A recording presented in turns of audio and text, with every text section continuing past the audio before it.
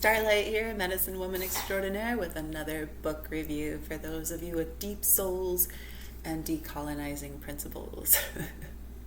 So today I'm going to review this amazing piece of literature. It is a graphic novel written in a way that has impressed me immensely about PTSD, about our soldiers who return from service in the United States, at least. That's what I know about. That's what this writer knows about. And how they come back with not only severe complex PTSD, but also a lot of rejection, which leaves them on the streets, a lot of regrets, a lot of disease, including addictions, and germ and gas experiments from the military on their service people. And they also come back with some other skills and how they've come together on the streets and what it really looks like and what their life is like. Now, each person is individual. We all have different experiences of this that have been through PTSD and on the streets of any kind, because it's not just the war, it's also these foster children, it's also anybody else who's been on the streets too young because of the shock of globalization and colonization and just trying to run away from that vanilla train wreck. So, yeah, the story follows June, this main character here, through her development as she learns to overcome her disorders in order to just to heal. How does she heal? How does she learn to going from somebody who is feeling sketched out, upset, afraid, unable to trust any single person on the planet, constantly on edge, with an addiction that formed from the army, from her time in service, and from the need to disassociate, to turn off the PTSD, which is its own kind of brain trip, its own psychedelic experience.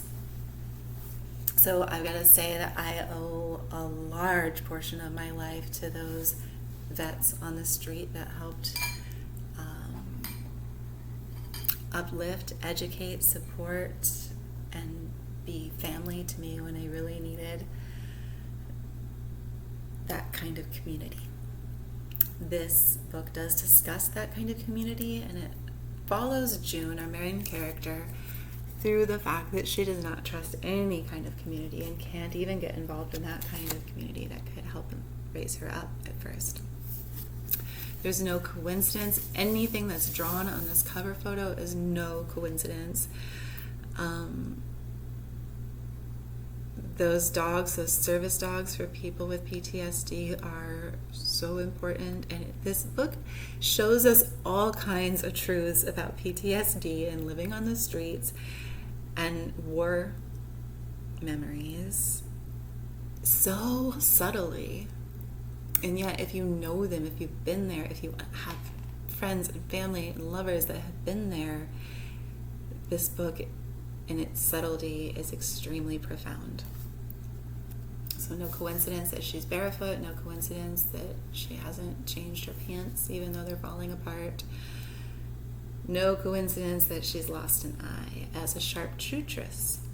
So it follows her through this journey where she begins super sketchy, super dark, and she's pushing everyone away.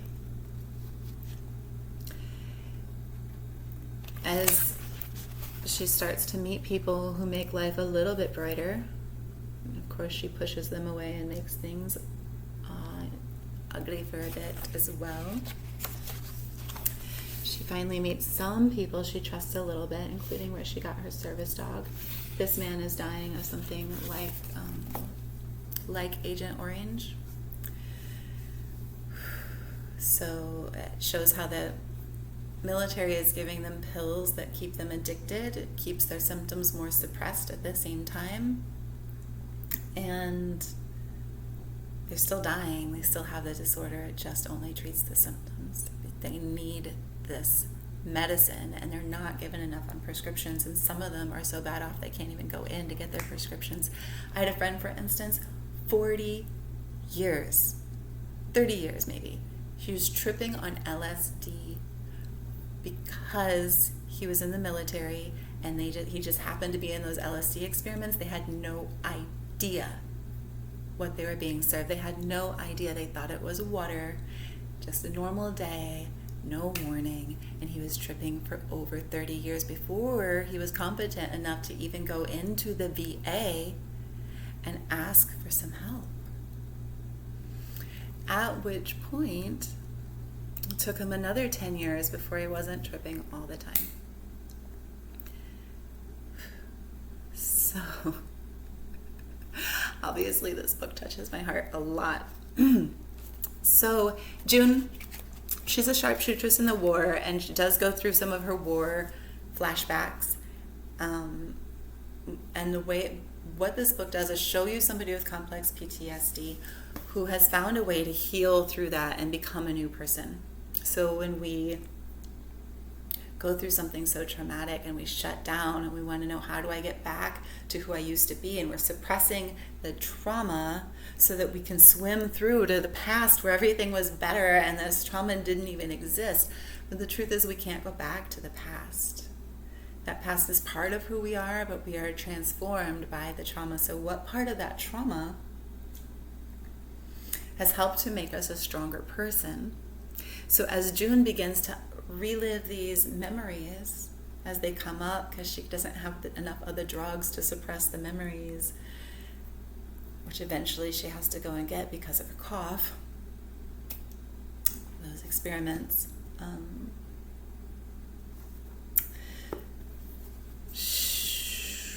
She also, and as she unites with some people, she's been able to connect with maybe 2 or 3 people in the story so far. Not very much. She keeps pushing them away and running away. As she does this, she realizes she actually learned some really cool skills in the Army. She learned how to be a surgeon by happenstance. And she did learn a lot about medicine she didn't even realize she was learning or becoming so proficient in. So this book shows you how she develops and how precise that process is, and why it's such a slow growth movement for people who have complex PTSD to come back up. When she does decide to do something with these skills that she has to make a difference for other people, they don't like it. It actually hurts them for her to be helping. And they ask her to stop. They don't want to come to her for help. But it shows how person by person and heart by heart and life by life that she touches, she not only is able to blossom into this new person that she's become through the traumatic experiences, how she could actually level up and blossom into the person that she is now, that this trauma stuff has occurred, and how she's overcome the trauma through blossoming in what she has learned from the trauma. That's how we get out of the PTSD. So many complex things in here show us how to move from complex PTSD into a life where we are not only healthy, not only feel supported, but also feel capable and feel useful and feel like they're making a difference in the world. You know, in the end, she still has the PTSD. It ends and she still has these flashbacks, but they're not so jittery. They're not so dark. The book is really cool in that it goes through this jittery, that one's pretty clear because it's the cover, but it starts out with these jittery, dark, difficult to even discern pictures that you barely want to look at, into, let's see, that does end with some experimental stuff, into these clear photos. So, highly recommend this to any medicine women. It shows like one of the slow growth processes that it becomes to be some types of medicine women. I recommend this to anyone with a veteran that they love,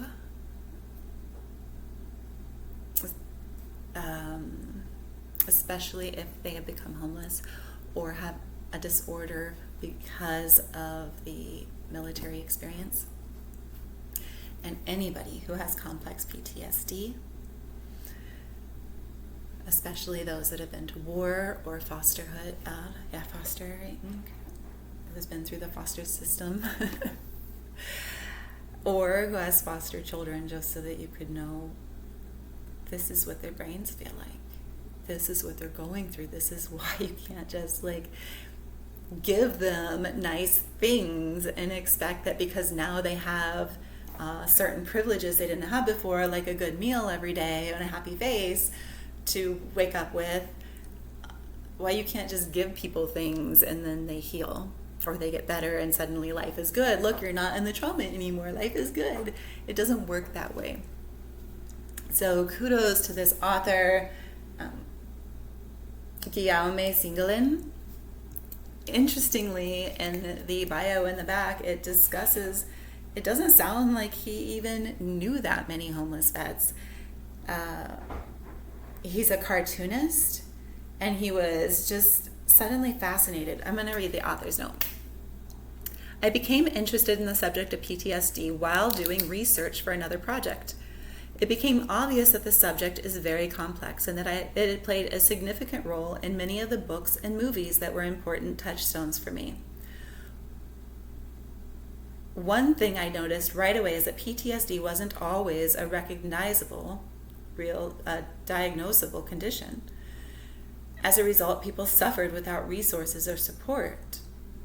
So I'm interested in how we treat and talk about invisible diseases like PTSD.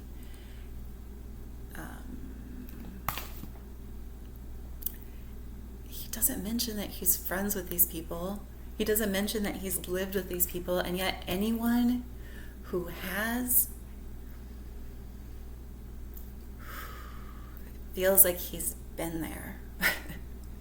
The story that he tells isn't so clear and profoundly accurate. So go get this. If you get it from the library, know that it's kind of a fragile book with the binding. You're going to want to buy it for yourself, probably if you are, if your heart is in any of those three fields that I had discussed earlier: veterans, foster system, medicine women. This thing is amazing. So I hope your libraries are filled with mind expanding, heart expanding, wisdom and intelligence expanding books that decolonize every day that you live. Add this one.